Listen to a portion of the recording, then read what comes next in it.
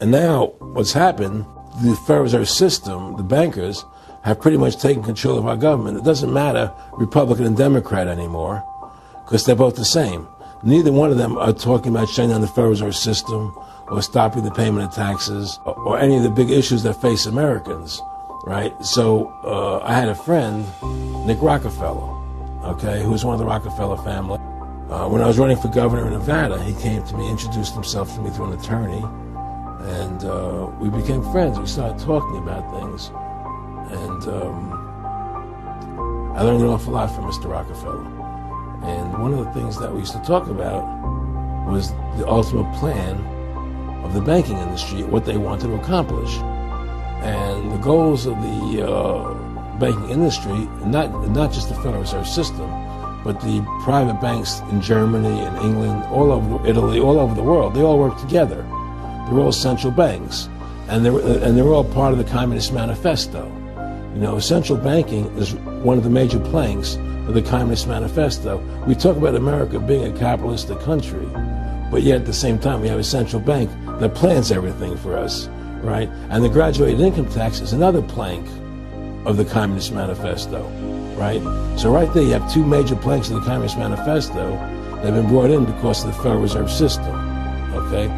So the ultimate goal that these people have in mind is the goal to create a one-world government run by the banking industry, run by the bankers, and they're doing it in sections. The European currency, the euro, and the European Constitution is one part of it. Now they're trying to do it in America with the North American Union, right? And they want to create a new currency called the Amero, right?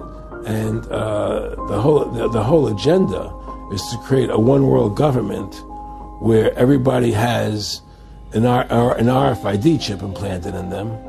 All money is to be in those chips, right? There'll be no more cash.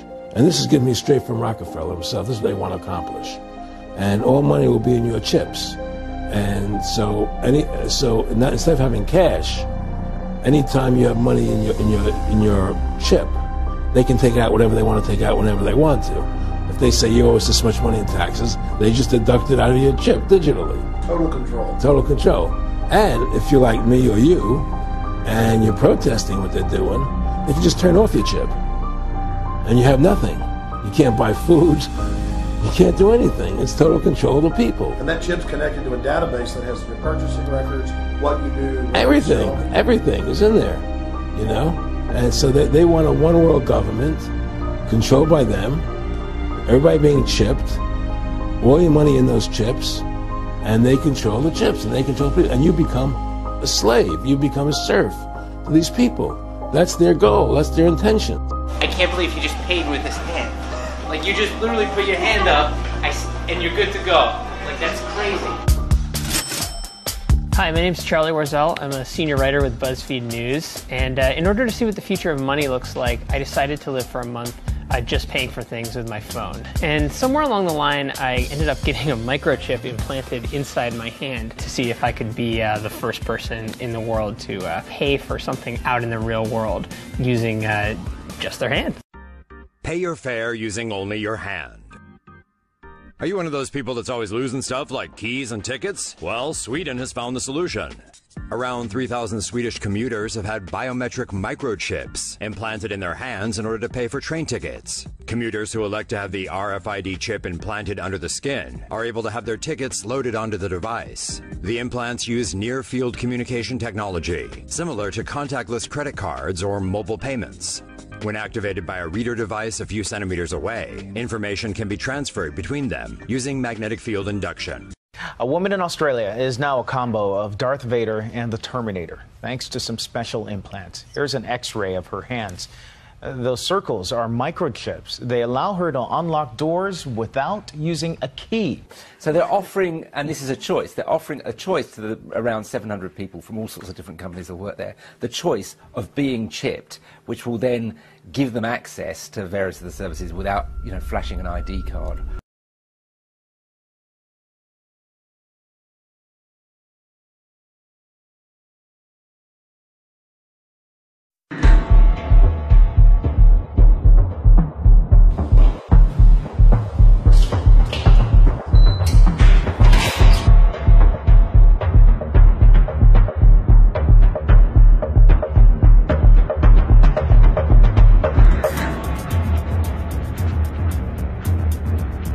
So the biggest benefit, I think, is convenience. It basically simplifies your life, and that's why I think people find it interesting, because you don't have to have keys, you don't have to use tags or anything else for using printers. You can do airline fares with it. You can also go to your local gym, etc.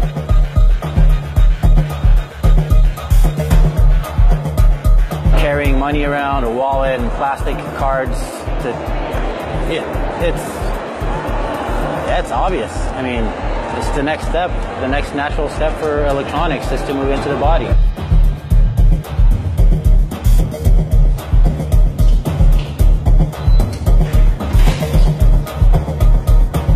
Conceptually, you could get data about your health, you could get data about your whereabouts, how often you're working, how long you're working, if you're taking toilet breaks and things like that.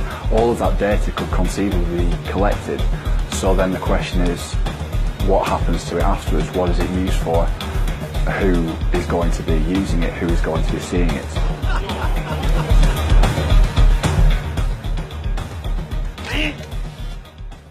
Are you one of those people that's always losing stuff like keys and tickets? Well, Sweden has found the solution.